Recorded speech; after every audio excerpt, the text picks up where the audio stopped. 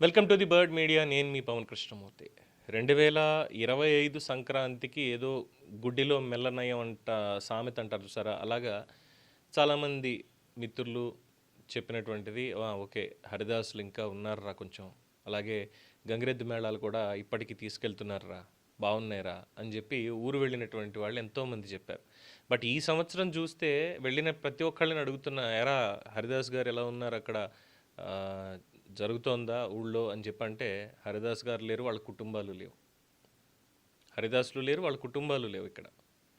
అలాగే సంక్రాంతి గంగిరెద్దుని శుభ్రంగా అలంకరించి ప్రతి ఇంటికి తీసుకొచ్చి వాళ్ళు ఇచ్చేటువంటి పాత బట్టో బియ్యం ఏదో ఒకటి కానుక తీసుకుని ఆ ఇంట్లో ఉండే వాళ్ళందరికీ కూడా అమ్మగారికి దండం పెట్టు, అయ్యగారికి దండం పెట్టు అంటూ ఆ బసవన్న చేసేటువంటి విన్యాసాలు ఆశీర్వదించేటువంటిది, ముఖ్యంగా చిన్నపిల్లలు ఉన్నారంటే చిన్నపిల్లలతో మెలిగేటువంటి తీరు ఎంత మెమరబుల్గా ఉంటాయంటే గుండెకి హత్తుకుంటూ ఉంటాయి. అలాంటిది ఈసారి ఈ గంగిరెద్దులు కూడా లేవు. ఈసారి ఏమైపోయిందంటే ఎప్పుడు ఉండేటట్టుగానే సంక్రాంతికి కోడి పందాలు ఉన్నాయి, ఊళ్ళలో ముగ్గులు వేశారు, గొబ్బెమ్మలు పెట్టుకున్నారు, కాస్త అక్కడ వరకు అయిపోయింది. ఇళ్ళలో కూర్చొని శుభ్రంగా వండుకున్నారు, తిన్నారు, అంతా అయిపోయింది. గుడికి వెళ్ళొచ్చారు, ఊళ్ళో తీర్థానికి దానికి తిరిగి వచ్చారు. కానీ అసలైనటువంటి సాంప్రదాయం హరిదాసులు, హరి దీవెనే మనకు వస్తుంది అని ఉదయాన్నే అందరూ భావిస్తాం. అలాంటి హరిదాసులు లేకుండా పోయారు. ఎందుకంటే తగ్గుతున్నటువంటి గౌరవం కావచ్చు, పొట్టపోసుకునే దగ్గర వాళ్ళకి ఆ ఉపాధి లేకపోవడం కావచ్చు. అలాగే ఇదివరకు ఏంటంటే కొత్త పంట చక్కగా చేతికి వచ్చేటువంటి సమయం, ఇవన్నీ కూడా ఉన్నాయి కదా, ఈ వచ్చినటువంటి వాటిని చక్కగా ఇచ్చేవాళ్ళు. కానీ హరిదాసులకి ఎలా ఇస్తున్నారంటే ఇప్పుడు పురుగులు పట్టేసినటువంటి బియ్యం ఇవన్నీ కూడా. ఎందుకంటే చూసాం కొన్ని షార్ట్ ఫిల్మ్స్ కూడా దీని మీద వచ్చాయి. హరిదాసు అంటే ఏంటి అనే దగ్గర శ్రీమద్రమారమణ గోవిందో హారి, ఆ ఒక్కటి మనం పొద్దున్నే పెట్టుకునేటువంటి అలారం తెలుసా. పొద్దున్నే చక్కగా వచ్చి పొద్దున్న సాయంత్రం తీసుకుని గుప్పెడో అరగుప్పెడో తీసుకుని వెళ్ళి అందరూ బాగుండాలి, ఊరంతా బాగుండాలి అని చెప్పి కోరుకునేటువంటి ఆ హరిదాసులు, ఈ గంగిరెద్దులు, ఈ రెండు ఈ సంక్రాంతికి లేవు. ఈ సంక్రాంతికి లేవు. మరి వచ్చే ఏడాదికి ఉంటాయా అంటే చెప్పలేనటువంటి పరిస్థితి. ఇవన్నీ మళ్ళీ మనం మ్యూజియంలోనే చూడాలేమో, మ్యూజియంలో మాత్రమే చూడాలేమో. ఈ గంగిరెద్దుల విన్యాసాలు కావచ్చు, చక్కగా గంగిరెద్దులు వాళ్ళ భాష్యాలు కావచ్చు, వాళ్ళ తత్వాలు కావచ్చు, సాంప్రదాయంలో వచ్చేటువంటిది. ఈ రికార్డింగ్ డ్యాన్సులు, అర్ధనగ్న ప్రదర్శనలు, లేదంటే హంగు ఆర్భాటాలు, ఒక కార్పొరేటీకరణ అనేటువంటిది అయిపోయింది తప్పితే సాంప్రదాయం అనేటువంటిది మనం ఎన్నో తరాలుగా ఆచరిస్తున్నటువంటిది ఎక్కడ కనిపించకుండా పోయింది.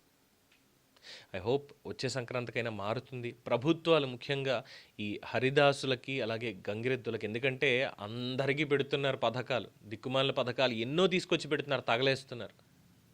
ఈ కుటుంబాలని, ఈ సాంప్రదాయాన్ని ముందుకు తీసుకెళ్లేటువంటి కుటుంబాలని, పండగలో భాగమయ్యేటువంటి కుటుంబాలని, వీళ్ళకి ఏమైనా స్పెసిఫిక్గా పథకాలు అనేవి పెట్టి గంగిరెద్దులకిను హరిదాసులకి పెడితే వాళ్ళకి భాగస్వామ్యం ఉంటుంది. ఈ సాంప్రదాయాన్ని ముందుకు తీసుకెళ్ళాలి అనేటువంటిది. అలాగే తోలుబొమ్మలాటలు, సంక్రాంతి వచ్చిందంటే సాయంత్రం తీర్థానికి వెళ్తే అక్కడ తోలుబొమ్మలాట పెట్టేవాళ్ళు.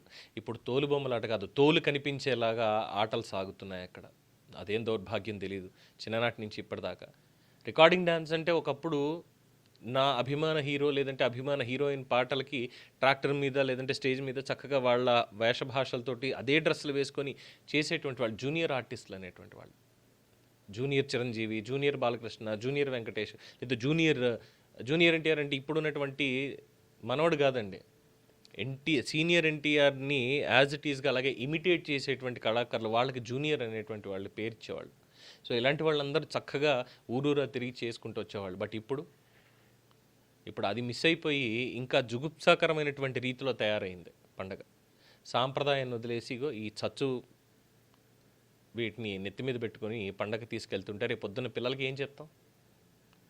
మన ఊరికి తీసుకెళ్ళి ఊళ్ళలో ఇక్కడ ఈ గుడి దగ్గర మేము ఆడుకునే వాళ్ళం, ఇక్కడ ఇది అయ్యేది, ఇక్కడ పొద్దున్నే హరిదాస్ తాత వచ్చేవాడు, తర్వాత గంగిరెద్దుల వాళ్ళు వచ్చేవాళ్ళు, చక్కగా వాటితో ఆడుకునేవాళ్ళం, అక్కడి నుంచి తోటకి వెళ్ళేవాళ్ళం, తోటలో కాసేపు తిరిగి ఇంటికి వచ్చి సాయంత్రం మళ్ళీ తీర్థానికి వెళ్ళేవాళ్ళం, తీర్థంలో ప్రభలు పెట్టేవాళ్ళు, అక్కడ ఉండేటువంటి ఈ చిన్న చిన్న బొమ్మలు, ఇవన్నీ ఆట బొమ్మలు అవన్నీ కొనుక్కుంటూ చక్కగా జీళ్ళు ఏదో ఒకటి కొనుక్కుని తినొచ్చేవాళ్ళంరా. సాయంత్రం మళ్ళీ గుడికి వచ్చిన తర్వాత గుళ్ళో పూజ అంతా అయిపోయి ఆ, తాత చక్కగా శనగలు కొబ్బరి ఉడకబెట్టింది ఆ ప్రసాదం పెట్టేవాడు, తినేసి ఇంటికి వచ్చి హ్యాపీగా పడుకునేవాళ్ళం. ఇది పండగ. చుట్టాలందరూ ఉండేవాళ్ళు ఇంట్లో, అమ్మ వాళ్ళు అక్క వాళ్ళందరికీ గాజులు ఇవన్నీ వేయించేవాళ్ళం. ఆ రోజు వాళ్ళు వచ్చేవాళ్ళు. అలాగే ఏమైనా కొత్త చీరలు నేస్తే ఆ కొత్త చీరలు కొనేవాళ్ళం అక్కడ. ఇలా ఉండేదని చెప్పి పిల్లలకి చెప్పుకుంటే వాళ్ళు అడుగుతారు, నాన్న ఏంటి సంగతి, మరి ఎప్పుడు మన ఊరు వెళ్దాం అని చెప్పి. కానీ ఏముంది ఈరోజు ఊళ్ళో అక్కడికి వెళ్ళి చూడడానికి, చూపించడానికి? ఎక్కడ నా సాంప్రదాయాలు ఏం కనిపించట్లేదు కదా.